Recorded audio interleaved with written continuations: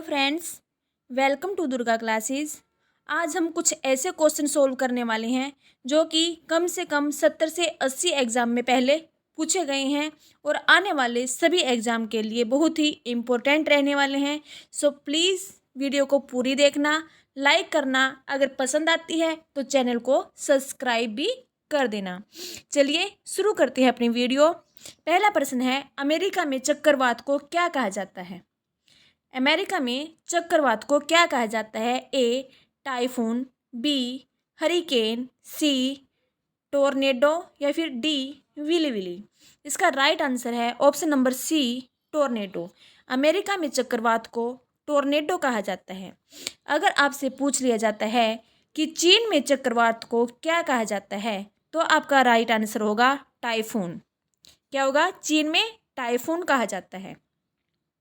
अगर आपसे पूछ लिया जाता है कि वेस्ट इंडीज में चक्रवात को क्या कहा जाता है तो आपका आंसर होगा हरिकेन। अगर आपसे पूछ लिया जाता है कि ऑस्ट्रेलिया में चक्रवात को क्या कहा जाता है तो आपका आंसर होगा विली विली। यहाँ से आपने 4 क्वेश्चन सोल्व कर लिए हैं, याद रखना। अगला प्रश्न है, दो देशांतरों के बीच की दूरी को क्या कहा जाता है? दो देशांतरों के बीच की दूरी। ए जोन, बी ग्रिड, सी गोरे या फिर डी चाप। इसका राइट आंसर है गोरे। यह हमारी पृथ्वी होती है, इस पे ऐसे कुछ देशांतर होते हैं, इनके जो बीच की दूरी होती है उसको क्या कहा जाता है? गोरे कहा जाता है। अगला प्रश्न है, दामोदर नदी का दूसरा नाम क्या है? अर्धगंगा, दक्षिण गंगा, कालिंदी या फिर जैविक मरुस्थल। इसका राइट आंसर है जैविक मरुस्थल। ऑप्शन नंबर डी जैविक मरुस्थल। दामोदर नदी का दूसरा नाम जैविक मरुस्थल है। अगर आपसे पूछ लिया जाता है कि कावेरी का दूसरा नाम क्या है तो आपका राइट आंसर होगा अर्धगंगा। अर्धगंगा। अगर आपसे पूछ लिया जाता है कि यमुना का दूसरा नाम क्या है तो आपका राइट आंसर होगा कालिंदी। अगर आपसे पूछ लिया जाता है कि गोदावरी का दूसरा नाम क्या है तो इसका राइट आंसर होगा दक्षिण गंगा। चलिए फ्रेंड्स, आगे आश्चर्य वृक्ष किसे कहा जाता है? पीपल को, बरगद को, नीम को या फिर धोकड़ा को। इसका राइट आंसर है ऑप्शन नंबर सी नीम को। अगर आपसे पूछ लिया जाता है कि चारकोल कौन से वृक्ष से प्राप्त किया जाता है तो आपका राइट आंसर होगा धोकड़ा से। धोकड़ा से क्या प्राप्त किया जाता है? चारकोल। चारकोल। अगला प्रश्न है, मानव शरीर का एकमात्र ऐसा अंग जो अपने निष्क्रिय ऊतकों को फिर से बनाने में सक्षम है, वो कौन सा है? ए फेफड़े, बी आमाशय, सी वृक्क या फिर डी यकृत। तो आपका राइट आंसर है ऑप्शन नंबर डी यकृत। यकृत मानव शरीर का एक मात्र ऐसा अंग है जो अपने निष्क्रिय हुए ऊतकों को फिर से निर्माण कर लेता है, फिर से बना लेता है। अगर आपसे पूछ लिया जाता है कि जैव रासायनिक प्रयोगशाला किसे कहा जाता है? जैव रासायनिक प्रयोगशाला किसे कहा जाता है तो भी आपका राइट आंसर होगा यकृत को ही जैव रासायनिक प्रयोगशाला भी कहा जाता है।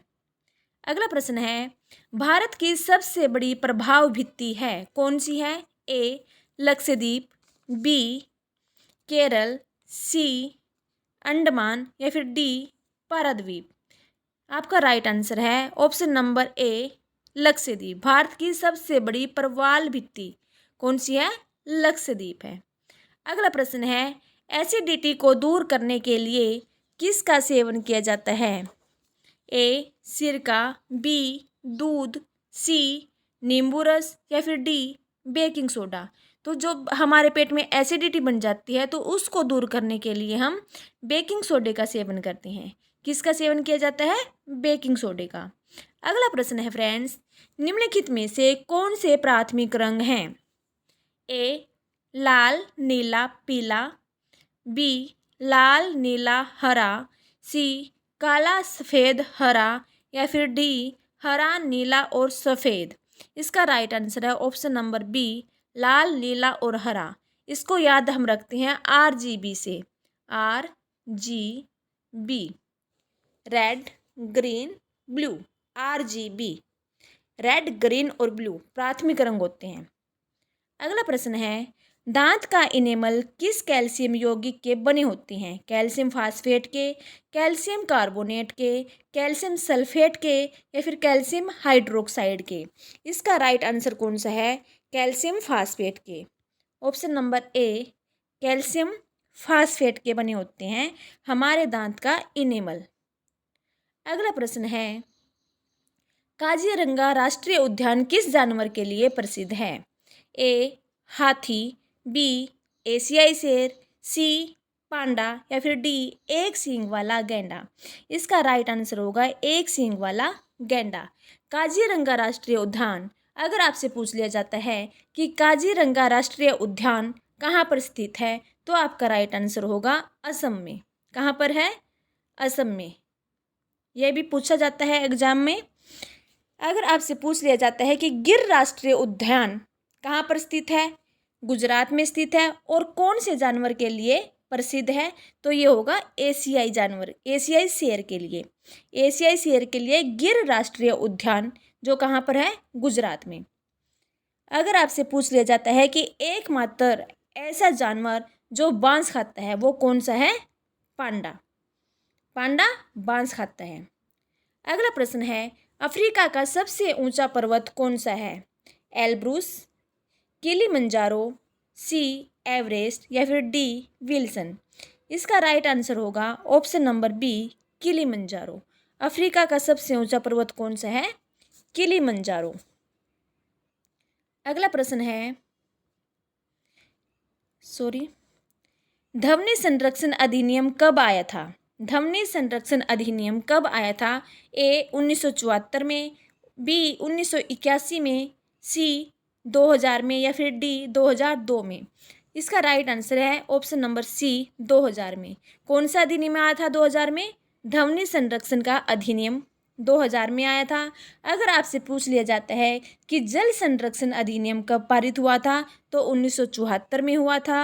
अगर आपसे पूछ लिया जाता है कि वायु संरक्षण अधिनियम कब पारित हुआ था, तो 1981 में हुआ था। अगर आपसे पूछ लिया जाता है कि जैव विविधता संरक्षण अधिनियम कब पारित हुआ था, तो 2002 में पारित हुआ था। अगला प्रश्न है, जड़ वाली सब्जी कौन सी है? बहुत ही आसान है फ्रेंड्स, बताना। आलू, प्याज, टमाटर या फिर शकरकंद? कौन सी है? इसका राइट आंसर है ऑप्शन नंबर डी, शकरकंद। आलू जो है वो तना है, प्याज तना है और जो टमाटर है वो फल है। तो शकरकंद कौन सी है? जड़ वाली सब्जी है। अगला प्रश्न है, सौर मंडल का सबसे बड़ा उपग्रह कौन सा है? सौर मंडल का सबसे बड़ा उपग्रह कौन सा है? ए साइरस, बी फिबोस, सी टाइटन या फिर डी गैनीमेड? इसका राइट आंसर है ऑप्शन नंबर डी, गैनीमेड। अगर आपसे पूछ लिया जाता है कि गैनीमेड कौन से ग्रह का उपग्रह है, तो आपका आंसर होगा बृहस्पति का। बृहस्पति का उपग्रह है गैनीमेड, और जो सौरमंडल का सबसे बड़ा उपग्रह है। अगर आपसे पूछ लिया जाता है कि साइरस क्या है, साइरस क्या है? सबसे चमकीला तारा है साइरस, चमकीला तारा, ठीक है। अगर आपसे पूछ लिया जाता है कि टाइटन कौन से ग्रह का उपग्रह है, तो आपका आंसर होगा शनि का। अगर आपसे पूछ लिया जाता है कि सौरमंडल का सबसे छोटा उपग्रह कौन सा है, छोटा उपग्रह, तो आपका आंसर होगा फिबोस, सबसे छोटा उपग्रह है। और यह कौन से ग्रह का उपग्रह है, तो यह हो जाएगा आपका मंगल का, मंगल। चलिए याद रखना। अगला प्रश्न है, किस देश का अलिखित संविधान है? ए रूस का, बी अमेरिका का, सी ब्रिटेन का या फिर डी जापान का? इसका राइट आंसर है ऑप्शन नंबर सी, ब्रिटेन का। ब्रिटेन का जो संविधान है वह अलिखित है, लिखा हुआ संविधान नहीं है। अलिखित संविधान किसका है? ब्रिटेन का है। और अगर आपसे पूछ लिया जाता है कि विश्व का पहला लिखित संविधान कौन सा है, तो आपका राइट आंसर होगा अमेरिका का। अमेरिका का विश्व में सबसे पहले लिखा हुआ संविधान है। अगला प्रश्न है, विंध्याचल पर्वत श्रेणी का सर्वोच्च शिखर कौन सा है? ए गुरु शिखर, बी दोदा बेटा, सी विक्टोरिया या फिर डी गुडविल शिखर। इसका राइट आंसर है ऑप्शन नंबर डी गुडविल शिखर। विंध्याचल पर्वत श्रेणी का सर्वोच्च शिखर गुडविल शिखर है। अगर आपसे पूछ लिया जाता है कि नीलगिरी का सबसे ऊंची चोटी कौन सी है, तो आपका राइट आंसर होगा दोदो बेटा। नीलगिरी की सबसे ऊंची चोटी या सबसे ऊंचा जो सर्वोच्च शिखर है वो कौन सा है, दोदो बेटा। अगर आपसे पूछ लिया जाता है कि अरावली की सर्वोच्च शिखर कौन सी है, तो आपका आंसर होगा गुरु शिखर। याद रखना फ्रेंड्स। अगला प्रश्न है डीडीटी है क्या है? ए निम्नकरणीय अपशिष्ट, बी गैर निम्नकरणीय अपशिष्ट, सी परंपरागत स्रोत या फिर डी इनमें से कोई नहीं। आपका राइट आंसर होगा ऑप्शन नंबर बी गैर निम्नकरणीय अपशिष्ट। डीडीटी जो है वो कभी भी नष्ट नहीं होता, इसलिए वो गैर निम्नकरणीय है और प्रदूषण को फैलाता रहता है। अगला प्रश्न है सुशासन दिवस किस पूर्व प्रधानमंत्री के जन्मदिन पर मनाया जाता है? ए इंदिरा गांधी, बी लाल बहादुर शास्त्री, सी राजीव गांधी या फिर डी अटल बिहारी वाजपेयी। इसका राइट आंसर है option number D Atal Bihari Vajpayee ji के जन्मदिन को सुशासन दिवस के रूप में मनाया जाता है। अगर आपसे पूछ लिया जाता है कि अटल बिहारी जी का जो जन्मदिन है वो किस दिन मनाया जाता है, तो आपका आंसर होगा 25 दिसंबर को। ओके। अगर पूछ लिया जाता है कि सुशासन दिवस किस दिन मनाया जाता है, तो आपका राइट आंसर होगा 25 दिसंबर को मनाया जाता है। अगला प्रश्न है फ्रेंड्स भूमि से घिरा सबसे बड़ा बंदरगाह कौन सा है? पारादीप, मार्मागोवा, सी चेन्नई या फिर डी विशाखापट्टनम। आपका राइट आंसर होगा ऑप्शन नंबर सी चेन्नई। भूमि से घिरा हुआ सबसे बड़ा बंदरगाह कौन सा है? चेन्नई है। अगर आपसे पूछ लिया जाता है कि पारादीप कहाँ पर है, पारादीप कहाँ पर है, तो आपका आंसर होगा उड़ीसा में। कहाँ पर है? उड़ीसा में। और मार्मागोवा जो द्वीप है वो कहाँ पर है? गोवा में है। विशाखापट्टनम जो द्वीप है वो कहाँ पर है? आंध्र प्रदेश में है। याद रखना फ्रेंड्स, इनसे भी क्वेश्चन बनता है एग्जाम में। अगला प्रश्न है भारतीय संविधान की आठवीं अनुसूची में कितनी भाषाओं का उल्लेख है? 18, 22, 25 या फिर 20। इसका राइट आंसर है 22 भाषाओं का उल्लेख है। अगर आपसे पूछ लिया जाता है कि भारतीय संविधान की कौन सी अनुसूची में भाषाओं का उल्लेख किया गया है, 8वीं अनुसूची में किया गया है, कितनी भाषाओं का? 22 भाषाओं का उल्लेख किया गया है। अगला प्रश्न है निम्नलिखित में से कौन सा असत्य है, यानी कि कौन सा झूठ है? विश्व डाक दिवस कब मनाया जाता है? 9 अक्टूबर को, बिल्कुल सही है। विश्व जल दिवस कब मनाया जाता है? 22 मार्च को, बिल्कुल सही है। मानव अधिकार दिवस कब मनाया जाता है? 10 दिसंबर को, बिल्कुल सही है। अंतर्राष्ट्रीय बाघ दिवस कब मनाया जाता है? 29 अगस्त को, यह गलत है। कब मनाया जाता है? 29 जुलाई को मनाया जाता है फ्रेंड्स। कब मनाया जाता है? 29 जुलाई को मनाया जाता है अंतर्राष्ट्रीय बाघ दिवस। 29 अगस्त को क्या मनाया जाता है? 29 अगस्त को अंतर्राष्ट्रीय खेल दिवस मनाया जाता है फ्रेंड्स। याद रखना 29 अगस्त को खेल दिवस मनाया जाता है, खेल दिवस। ओके।